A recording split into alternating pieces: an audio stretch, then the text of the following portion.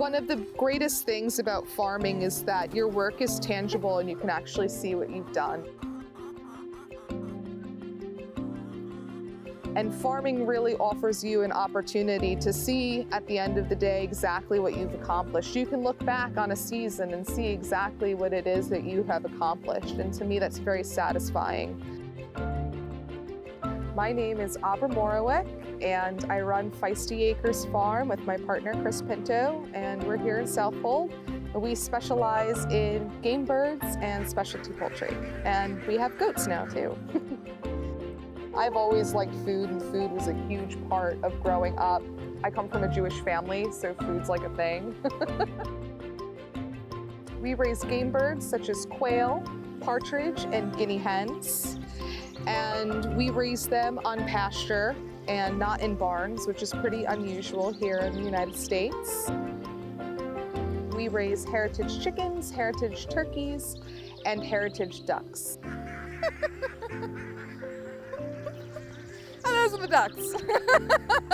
What heritage means is that these breeds of poultry have a long storied history, either here in the United States or in another country. These are breeds that were either developed or recognized by the American Poultry Association before the 1950s. Heritage breeds of poultry are slow growing, they can mate naturally, and they thrive outside on a pasture-based environment. Not a lot of farmers are doing that right now because heritage birds take a long time to grow. They have well-worked muscles, they have really nice fat. Their fat is usually yellow from the carotenoids that they ingest. So a true pasture-raised bird is going to have that beautiful yellow fat. White fat is usually indicative of a bird that has been grain-fed most of its life. And that's really what sets us apart from a lot of other poultry farmers.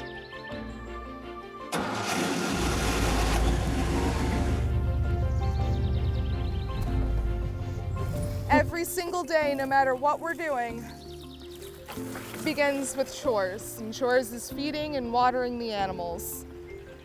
We set our birds up in a rotational grazing pattern. And basically what that means is that we set up paddocks in our pastures. We concentrate our birds or our goats in a single place for a certain period of time. Now, the only thing about rotational grazing that can be kind of a pain is that you do have to move your animals often. The first thing we thought of was, some sort of trailer, something that we can hook up to the truck, move them and put the electric fence down, and bam, they're in a new spot. And it'll take you all of 15, 20 minutes by yourself? So they're all horse trailers. So what you do is you just gut them out, and then we put roosts in them in nest boxes. They're already predator proof because they're metal, and it's super easy.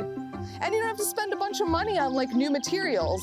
So you're recycling something and reusing it rather than buying new materials that are expensive. And, just makes sense.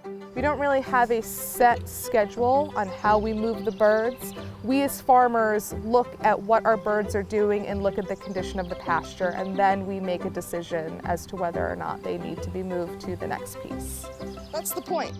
The point is to be regenerative. We hate giving ourselves labels as a farm. We were certified organic and decided to give that up due to the fact that barn-raised birds are now allowed to be certified organic.